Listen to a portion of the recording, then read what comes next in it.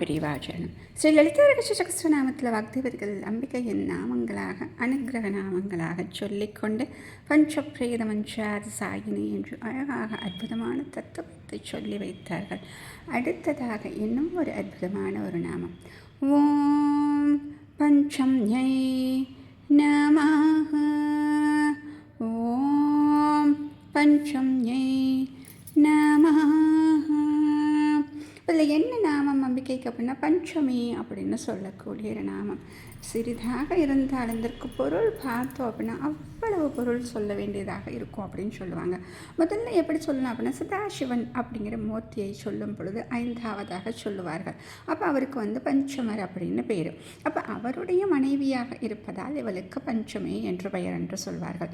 அடுத்தது 3 நிலைகள், ஜாகிரத், ஸ்வப்ன, சுஷுப்தி அப்படின்னு 3 நிலைகள். அதையும் தாண்டி துரியா அப்படின்னு நிலை, இது 4வது நிலை.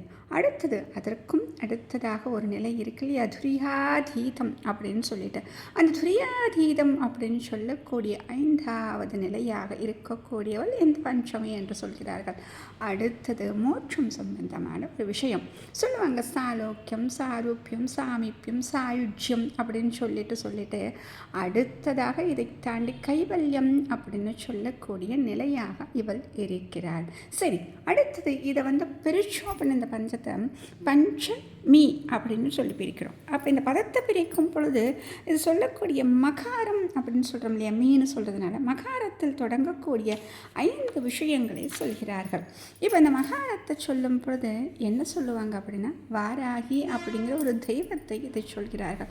மா என்று தொடங்கக்கூடிய 5 வகை நிவேதனங்களை ஏற்றுக்கொள்பவள் அப்படின்னு சொல்லிட்டு இங்கே சொல்ல வருவாங்க. ஆக அடுத்ததாக சொல்லக்கூடிய அம்பாளின் ரூபம் வாராகி என்று சொல்லக்கூடிய 5வது ஸ்வரூபம். அப்போ பூமியை தாங்கக்கூடிய ஸ்வரூபம் யாரோடது அப்படின்னா வாராகர் அப்படின்னு சொல்லிட்டு, அப்போ இந்த வாராகினுடைய உள்ளிருந்து இயக்கக்கூடிய சக்தியாக இவள் இருப்பதால் இவள் வாராகி என்று சொல்லப்படுகிறார். இது பஞ்சமி என்று சொல்வது.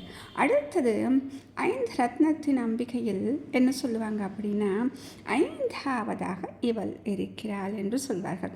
அப்போ ஒவ்வொரு தேவியாக சொல்லும் பொழுது முக்கியமாக தண்டநாதா அப்படின்னு சொல்லக்கூடிய வாராகி என்றும் படைத்தலைவியாக அவள் இருக்கிறார். ஆக இந்த பதத்தில் முக்கியமாக குறிப்பிடக்கூடியது வாராகி என்ற சுரூபத்தை குறிப்பிடுகிறார்கள்.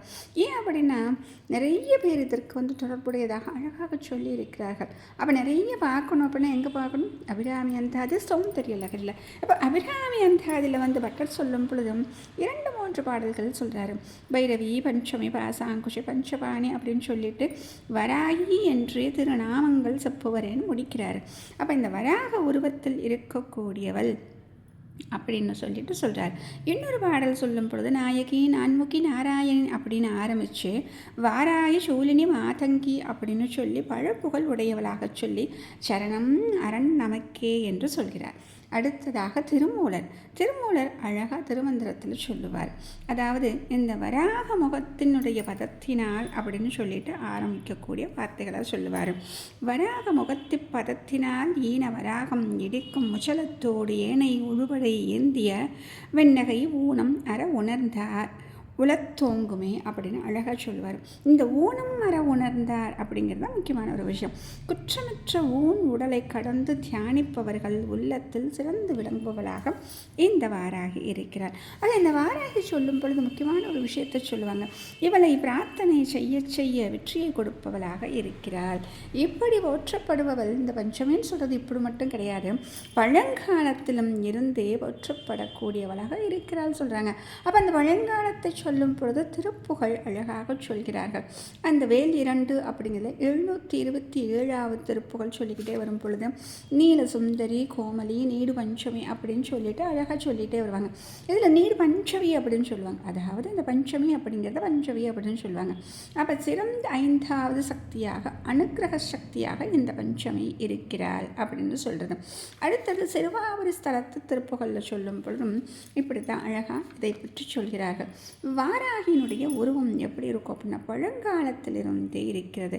இப்போ 16ஆம் நூற்றாண்டில் எழுதிய வாராக மாலை இந்த வராகமாலை படிக்கும் பொழுது அதில் சொல்லுவாங்களாம், படிக்கும் பெரும்புகழ் பஞ்சமி அப்படின்னு சொல்லிட்டு நடிக்கும் வாராகி 14 உலகம் நடுங்கிடவே அப்படின்னு சொல்லுவாங்க.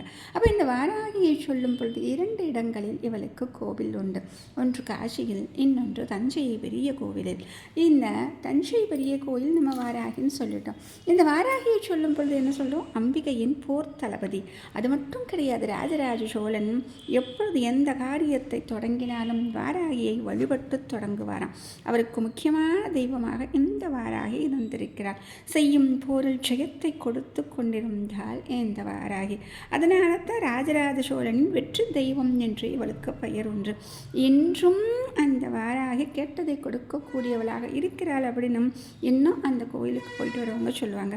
ராஜராஜேஸ்வரி அஷ்டகத்தில் அது ஆச்சரியால் சொல்லும் பொழுது அழகாக சொல்லுவார், வாராகி மது கைடப பிரசமணி வாணி ரமா சேவிதா அப்படின்னு சொல்லிட்டு கடைசியாக சித்ரூபி பரதேவதா பகவதி ஸ்ரீராஜராஜேஸ்வரினும் இந்த அஷ்டகத்தில் சொல்லுவார்.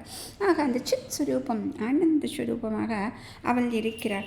ஆக இந்த பதத்தில் சொல்வது பஞ்சமி என்று சொல்வது இப்படி வெற்றியை கொடுக்கக்கூடியவளாக வாராகி இருக்கிறாள் அப்படின்னு சொல்லிட்டு இந்த வாராகியை சொல்கிறாங்க. சொல்லும் பொழுது ஒரு முக்கியமான ஒரு விஷயத்தை நாம் தெரிந்து கொள்ள வேண்டும். வாராகின்னு சொன்ன உடனே வாராகியினுடைய மூல மந்திரம் அப்படின்னு சொல்லிட்டு நம்ம எங்கேயாச்சும் பார்த்துட்டு எதுலையாச்சும் பார்த்துட்டு நம்மளாம் அதை ஜெபிக்க ஆரம்பிக்கிறோம் இல்லையா? அந்த ஒரு தவறை மட்டும் நாம் எப்பொழுதும் செய்யக்கூடாதுன்னு பெரியவா அடிக்கடி சொல்லுவார். ஏன்னா இந்த மூல மந்திரங்களுக்கு சக்தி அதிகம். அதை நாம் தவறுதலாக சொல்லிவிட்டால் அதனுடைய பலன் வேறு விதமாக ஆகிவிடும். அதுவும் வாராகியை பொறுத்தவரை அந்த மந்திரத்தை ஜெபிப்பதில் அவ்வளவு சித்த சுத்தியோடு இருக்க வேண்டும். உச்சரித்தல் சரியாக இருக்க வேண்டும். இதில் ஏதாவது பிழை இருந்தால் மாறான விளைவுகள் வரும் அப்படின்னு சொல்லிட்டு பெரியவா சொல்லுவார். அதனால் பூஜைகள் செய்யலாம், அவளை வழிபாடு செய்யலாம், எவ்வளவு சந்தோஷமாக அவளுக்கு அலங்காரங்கள் செய்ய வேண்டுமோ அதெல்லாம் செய்யலாம். அதில் செய்தாலே அவள் மகிழ்ந்து விடுவார். அப்படிப்பட்ட வாராகியாக அனுக்கிரகம் செய்பவளும் இந்த லலிதாம்பிகை தான். மகாபிரியவா சரணம்.